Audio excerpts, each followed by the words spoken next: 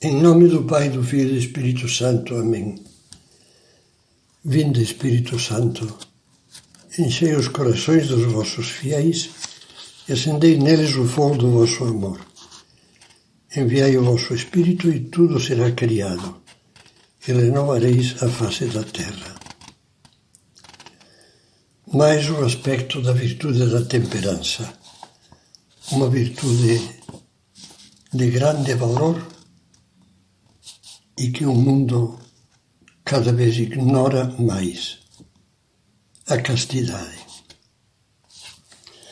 A virtude da castidade pode ser comparada realmente àquele tesouro escondido no campo de que fala Jesus no Evangelho. Poucos conhecem ou reconhecem o seu valor. Essa afirmação jubilosa do verdadeiro amor cristão, como São José Maria chamava a castidade, afirmação jubilosa do verdadeiro amor cristão, fica encoberta por camadas negativas de erros e confusão, procedentes da atual visão materialista e hedonista da vida e do corpo humano.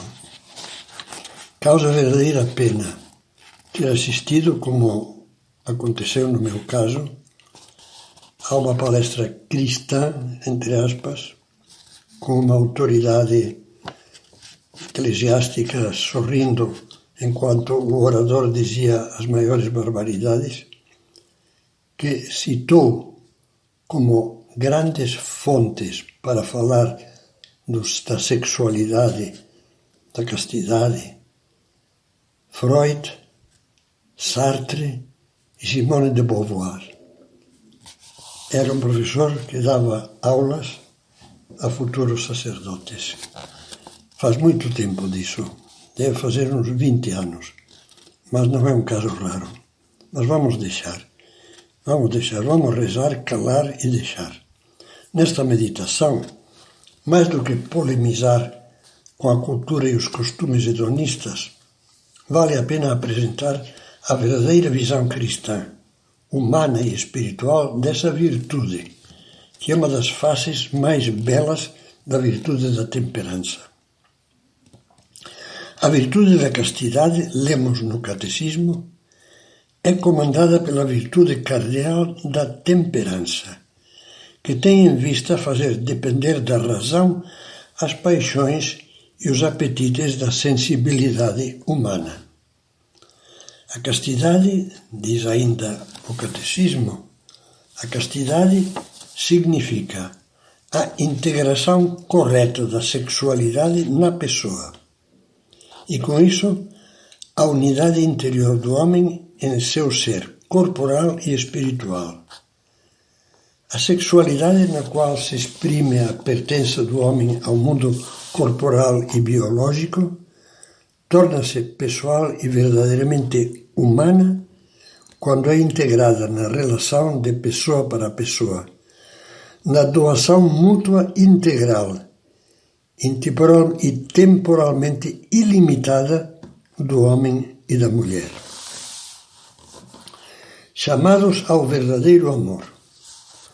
Uma das melhores exposições sobre a castidade é o documento do Conselho Pontifício para a Família, intitulado Sexualidade Humana, Verdade e Significado, um documento que São João Paulo II aprovou em 1995. A seguir reproduzo vários dos seus parágrafos, porque são muito claros. O ser humano, diz, enquanto imagem de Deus, é criado para amar. Criando a sua imagem, Deus inscreve na humanidade do homem e da mulher a vocação e assim a capacidade e a responsabilidade do amor e da comunhão. A pessoa é, portanto, capaz de um tipo de amor superior. Não o amor de concupiscência que só vê objetos com que satisfazer os próprios apetites, mas o amor de amizade e oblatividade, capaz de reconhecer e amar as pessoas por si mesmas. É um amor capaz de generosidade, à semelhança do amor de Deus. Quer-se bem ao outro porque se reconhece que é digno de ser amado. É um amor que gera a comunhão entre as pessoas. Vai muito além. Portanto, acrescento eu, de um aspecto puramente físico, fisiológico, passional. Quando tal amor se realiza no matrimônio, continua o documento pontifício, o dom de si exprime, por intermédio do corpo, a complementariedade e a totalidade do dom. O amor conjugal torna-se então força que enriquece e faz crescer as pessoas, e ao mesmo tempo contribui para alimentar a civilização do amor, quando, pelo contrário, falta o sentido e o significado do dom na sexualidade, acontece, como dizia São João Paulo II, uma civilização das coisas e não das pessoas. Uma civilização em que as pessoas são usadas como coisas. No contexto da civilização de desfrute, a mulher pode tornar-se para o homem um objeto, os filhos um obstáculo para os pais.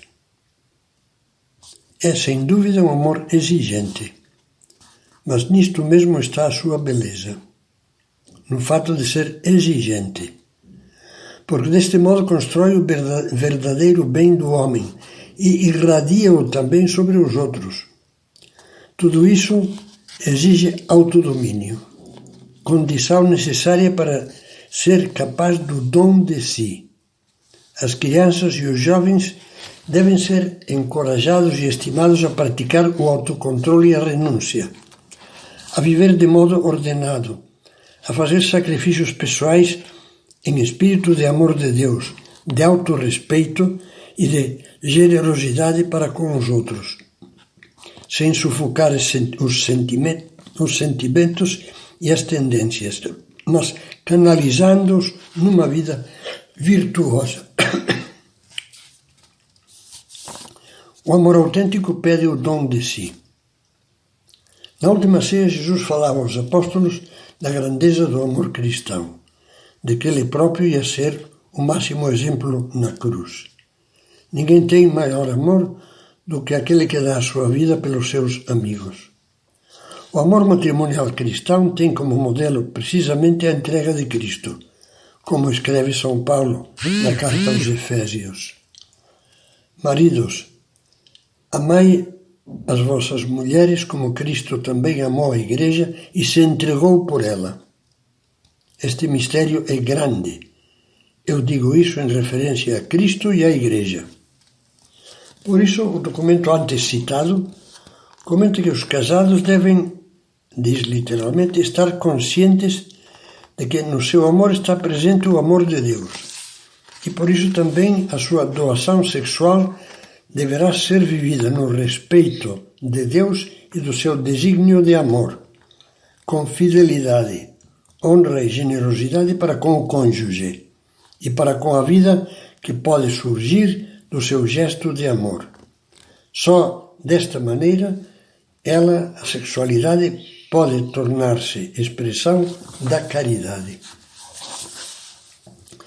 O ponto mais alto do amor é a doação de Cristo na cruz. Amou até o fim, diz o Evangelho de São João quando inicia o seu relato da última ceia e da paixão. Cristo mostrou um caminho de imitação de se cume por amor a Deus, por amor ao reino de Deus, que o mundo materialista não consegue entender. A entrega total a serviço de Deus e do próximo no celibato. Os apóstolos, com uma visão limitada, privada ainda da luz do Espírito Santo, comentaram certa vez que, se não se podia repudiar a mulher, desquitar-se, divorciar-se, era melhor não casar-se. A isso Jesus respondeu: nem todos compreendem isso, mas apenas aqueles a quem isto é dado.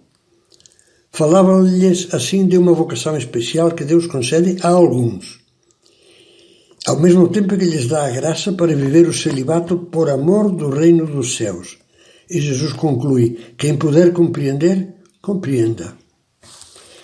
Certamente a muitos custa entender essa vocação. Como dizia São Bernardo, a linguagem do amor para aquele que não ama é como uma língua estrangeira. O celibato é uma vocação que só pode entender quem descobriu mesmo o tesouro escondido do reino dos céus. Como as asas das águias. Concluímos esta meditação com umas palavras de São José Maria. Com o Espírito de Deus, a castidade não se torna um peso aborrecido e humilhante. É uma afirmação jubilosa. O querer, o domínio de si, o vencimento próprio, não é a carne que o dá nem procede do instinto. Procede da vontade, sobretudo se está unida à vontade do Senhor.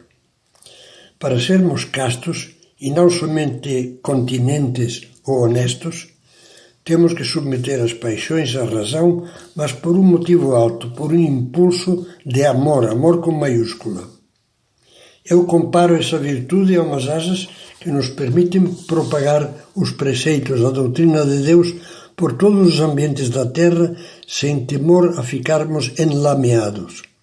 As asas, mesmo as dessas aves majestosas que sobem mais alto que as nuvens, pesam, e às vezes muito. Mas se faltassem não haveria voo. Gravai-o na vossa cabeça, decididos a não ceder se notais a mordida da tentação, que se insinua apresentando a pureza como uma carga insuportável. Ânimo para o alto até o sol, à caça do amor.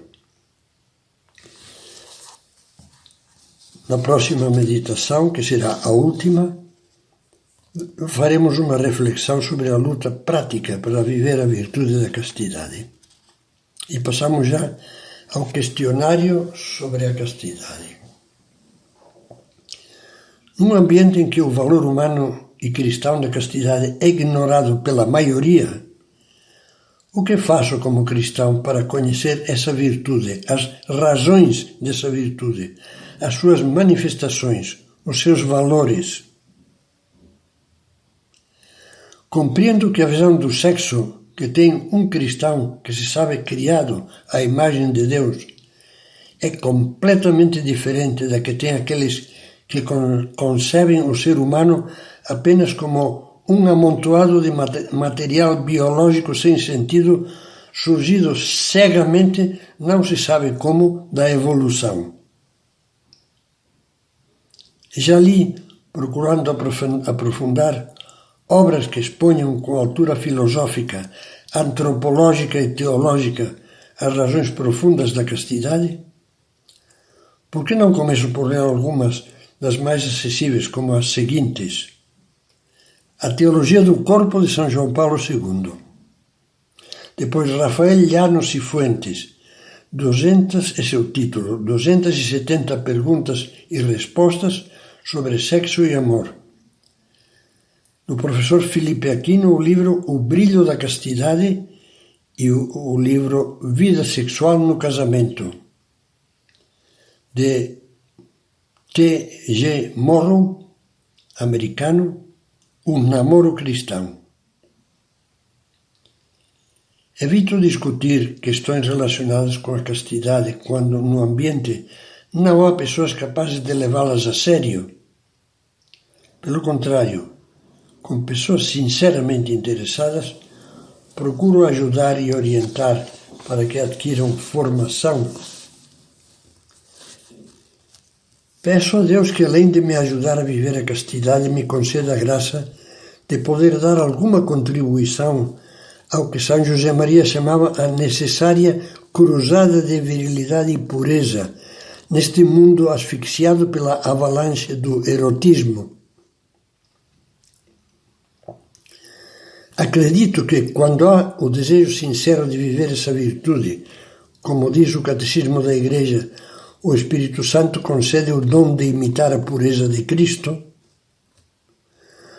No namoro ou no casamento, tenho a preocupação positiva de que os dois vivamos muito unidos aos ideais de amor e castidade que Cristo nos ensinou, ajudando-nos mutuamente a viver esses ideais. E agora para os pais, sinto a responsabilidade de me preparar bem para poder dar pouco a pouco aos meus filhos, já desde a infância, uma orientação sexual positiva, uma orientação para o amor, que os torne fortes perante a desorientação que encontrarão no ambiente escolar, mesmo no ambiente autodenominado católico e no ambiente social.